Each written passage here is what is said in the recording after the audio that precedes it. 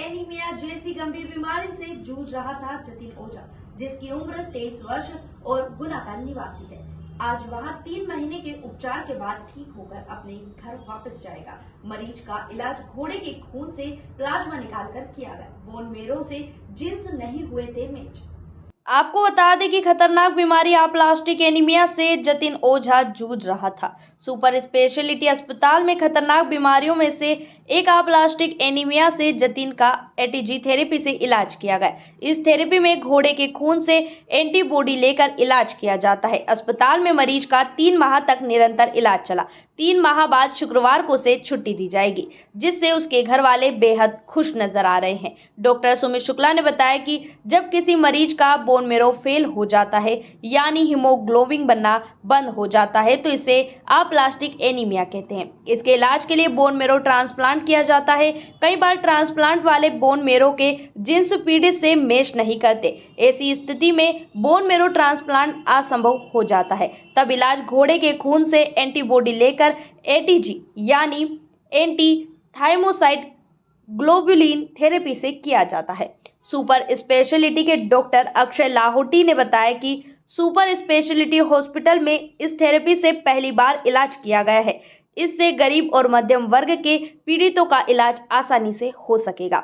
इस बीमारी के लक्षण यह है कि शरीर में लगातार कमजोरी और थकान बने रहना, श्वास की समस्या का बढ़ना, धड़कन बढ़ना, त्वचा पीली पड़ना, लंबे समय तक इन्फेक्शन बने रहना, नाक और मसूड़ों से खून आते रहना, चोट लगने के बाद जख्म से खून बहना बंद ना होना, शरीर पर लाल चकत्ते पड़ना, सिर चकराना या सिर दर्द होना, बुखार बने रहना, छाती में दर्द होना, ऐसे लक्षण दिखाई देने पर जांच अवश्य कराएं।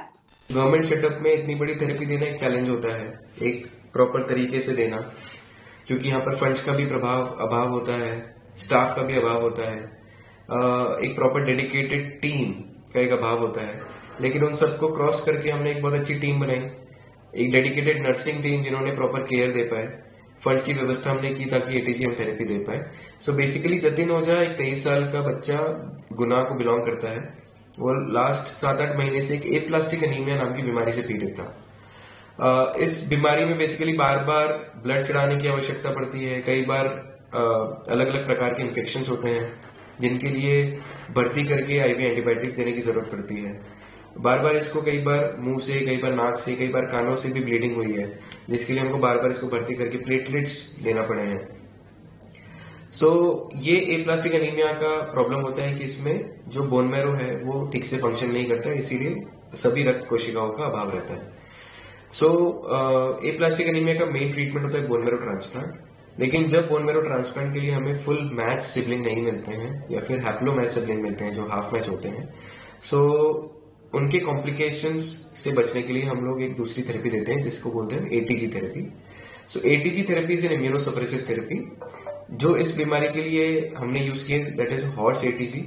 वही स्टैंडर्ड ऑफ केयर है। ये हॉर्स एटीजी कंपनी के द्वारा हमें डायरेक्ट प्रोवाइड होती है और ये हॉर्स एटीजी एकदम नॉर्मल जैसे इंजेक्शन होते हैं वैसे ही प्रोवाइड होती है।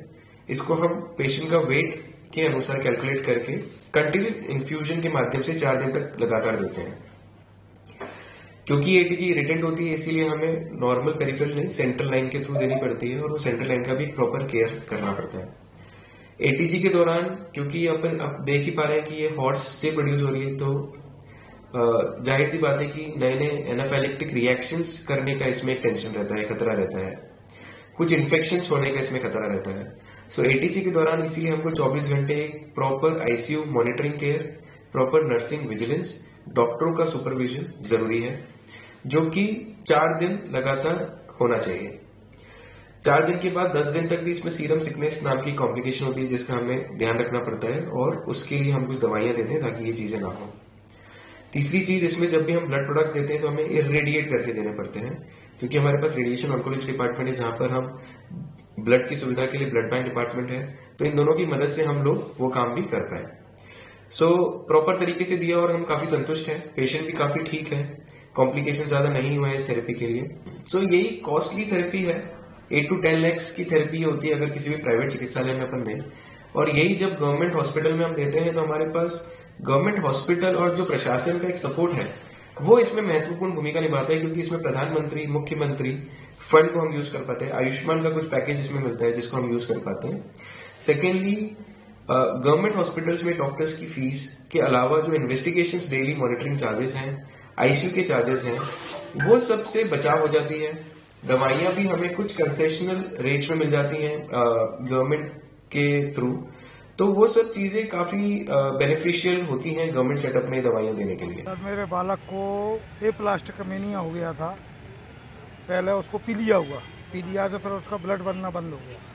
तो मैंने उसको भोपाल में दिखाया, ग्वालियर दिखाया, अपने गुना में भी दिखाया। इसके बाद फिर मैं एमवाई आया। एमवाई में डॉक्टर गुप्ता जी हैं, उन्होंने फिर मुझे अक्षय लाहौटी जी का नंबर दिया। तब अक्षय लाहौटी जी ने वो थेरेपी के बारे में मुझे समझाया, क्योंकि उसका वो मिला नहीं, बोन मैरो जो एटी करते हैं वो मिला नहीं, ना मुझसे मिला ना लड़की से मिला। तो फिर डॉक्टर लाहौटी जी ने बोला कि आप इसकी एटीजी करवा लो। तो फिर उन्होंने कुछ साइड इफ़ेक्ट भी बताया उसके। तो पहले तो मैं थोड़ा डर गया, बालक ने ही थोड़ी हिम्मत दिलाई और फिर मैंने भी सोचा, मैंने कहा वो करना तो है ही, ऐसे ज़िंदगी भर तक दवाई अपन इसको कहाँ तक खिलाते रहेंगे। फिर आज डॉक्टरों की मेहनत से वो थोड़ा ठीक हो गया। आज ठीक है, आज शायद छुट्टी करने का बोल रहे हैं डॉक्टर साहब। और ऐसे पेशेंटों के लिए तो ये हॉस्पिटल रामबाण इलाज है आजकल, सबसे बेस्ट हॉस्पिटल है। स्टाफ भी इतना अच्छा है कि सबसे रात को आप 12 बजे भी अगर आपको कोई तकलीफ़ हो तो आप फ़ोन करोगे तो रात को 12 बजे भी अवेलेबल है।